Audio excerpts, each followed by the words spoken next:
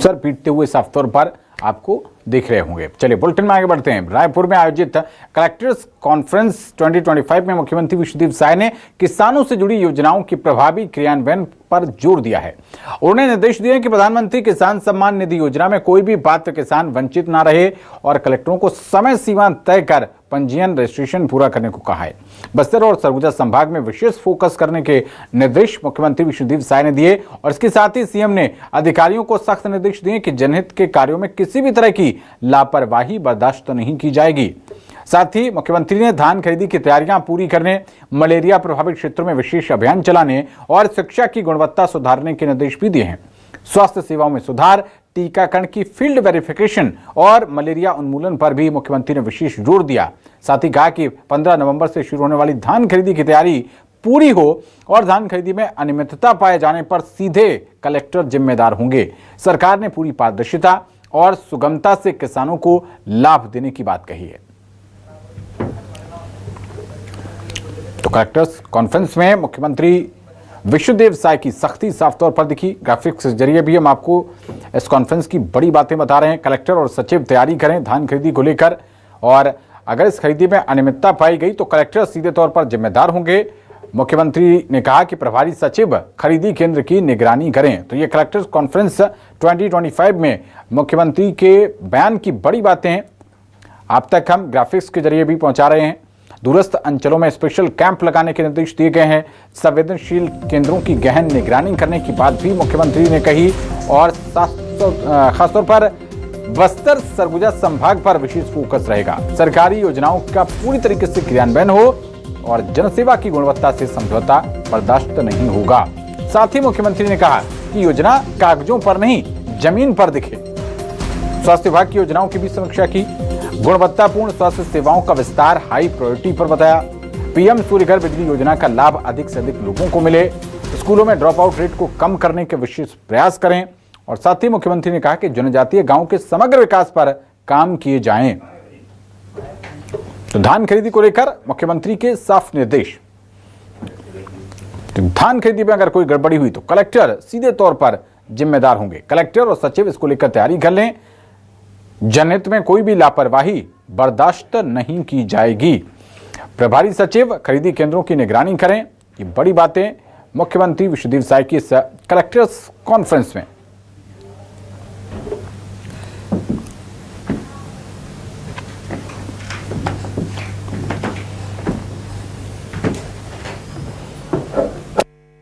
मुख्यमंत्री आदरणीय विष्णुदेव साय जी न केवल लगातार विभागों की बैठक करते हैं, अलग अलग समय समय पर कलेक्टर कॉन्फ्रेंस, एसपी कॉन्फ्रेंस करके जिलों में सरकार की योजनाओं का नीचे तक क्रियान्वयन, जिले की वास्तविक स्थिति, इन सब कामों की नियमित रूप से समीक्षा करते हैं। उसका नतीजा है कि सरकार की योजनाएं नीचे धरातल पर ठीक प्रकार से लागू हो रही है और नियमित रूप से ऐसे कॉन्फ्रेंस करने से प्रशासनिक कसावट भी आती है, काम में तेजी भी आती है और धरातल की वास्तविकता से वाकिफ भी होते हैं।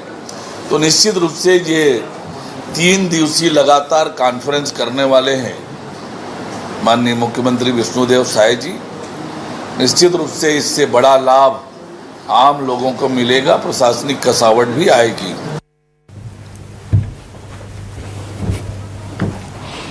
ज्यादा जानकारी के साथ हमारे संवाददाता शिवम मिश्रा जुड़ गए हैं। शिवम, कलेक्टर्स कॉन्फ्रेंस 2025 में मुख्यमंत्री ने साफ तौर पर धान खरीदी को लेकर चेतावनी दे दी है। क्या और अपडेट इस कॉन्फ्रेंस से जुड़ी हुई बताइए शिवम। बिल्कुल, देखिए निश्चित रूप से मुख्यमंत्री विष्णुदेव साय की अध्यक्षता में कलेक्टर कॉन्फ्रेंस पिछले 8-9 घंटों से महानदी भवन मंत्रालय में चल ही रही है। जिस तरीके से देखने को लगा कि मुख्यमंत्री विष्णुदेव साय तय समय से पहले कलेक्टर कॉन्फ्रेंस में पहुंचकर वहां पर एक स्पष्ट संदेश अधिकारियों को दिया कि अपने वर्किंग के लिए कितनी ज्यादा डिसिप्लिन सरकार सरकार है और कितनी ज्यादा अपेक्षाएं जो है उनकी ब्यूरोक्रेट्स और अधिकारियों से। बता दें कि आज पूरे दिन भर के इस मैराथन कॉन्फ्रेंस में शिक्षा विभाग, स्वास्थ्य विभाग, खाद्य, धरती आबा जनजाति, ग्राम उत्कर्ष अभियान, पीएम आवास योजना, जल जीवन मिशन, नगरीय प्रशासन विभाग, ई सेवा एवं लोक सेवा गारंटी की समीक्षा, तकनीकी शिक्षा विभाग की समीक्षा, ऐसे तमाम विभागों की समीक्षा मुख्यमंत्री विष्णुदेव साय ने बिंदुवार, सिलसिलेवार तरीके से की है। मुख्यमंत्री विष्णुदेव साय ने स्पष्ट तौर पर कहा है कि बस्तर और सरगुजा संभाग में विकास को दोगुनी गति से बढ़ाना है।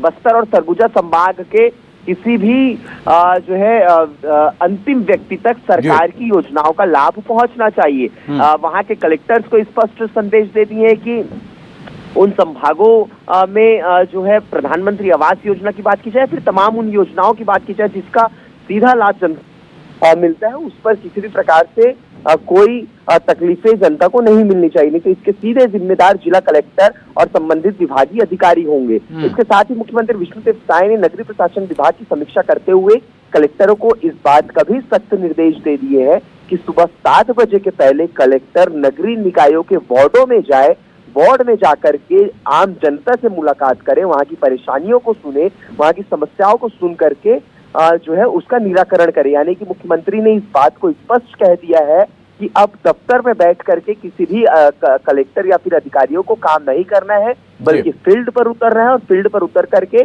सरकार की तमाम योजनाओं को जमीनी स्तर पर उसका क्रियान्वयन करवाना है। ये सीधी जिम्मेदारी जो है मुख्यमंत्री विष्णुदेव साय ने जिला कलेक्टर्स और तमाम संबंधित अधिकारियों को दी है। इसके साथ ही साय ने सख्त रूप से इस बात को भी आज के इस कॉन्फ्रेंस में कह दिया है कि किसी भी जनता को कोई तकलीफ सरकार की योजनाओं का लाभ उठाने में नहीं आनी चाहिए। किसी भी जनता को जो है उससे वंचित नहीं रखा जाना चाहिए। क्योंकि देखिए सर्दियों का वक्त आ रहा है और अब ऐसे में मलेरिया से संबंधित मामले बहुत बढ़ जाते हैं। मुख्यमंत्री ने इसको लेकर भी खासतौर पर निर्देश दिए हैं। स्वास्थ्य विभाग की क्या कुछ तैयारियां हैं? बिल्कुल, देखिए मुख्यमंत्री विष्णुदेव साय ने जो है इस दिन भर की मैराथन बैठक में जो है अलग अलग मुद्दों को लेकर के निर्देश दिए हैं। इसके साथ ही मैं आपको बता दूं कि आने वाले समय में ठंड का समय है और इसे लेकर के भी मुख्यमंत्री विष्णुदेव साय ने जो है स्पष्ट कह दिया है कि मलेरिया की बीमारियों से बचने के लिए तमाम जो है व्यवस्थाएं जिला कलेक्टर कर ले, जिला प्रशासन कर ले, किसी भी प्रकार से किसी भी व्यक्ति को कोई भी समस्या नहीं आनी चाहिए। इसके साथ ही मुख्यमंत्री विष्णुदेव साय ने जो है बच्चों को स्कूलों में 100% उपस्थिति सुनिश्चित करने के उपाय करने के लिए शाला विकास समिति के पालकों को सक्रिय करने के लिए भी निर्देश दिए हैं। तो ऐसे अलग अलग दिशा निर्देश मुख्यमंत्री विष्णुदेव साय ने दिए हैं। वैसे तो हम देखते हैं कि मुख्यमंत्री विष्णुदेव साय का स्वभाव बहुत ही सरल है, बहुत ही सहज स्वभाव के हैं, लेकिन जब बात जनता की आती है, जब बात सरकार की योजनाओं का लाभ पहुंचाने तक की बात आती है, तो मुख्यमंत्री विष्णुदेव साय ने आज सख्त रूप अपनाए हैं अधिकारियों को। बहुत शुक्रिया शिवम आपका इस अहम जानकारी के लिए।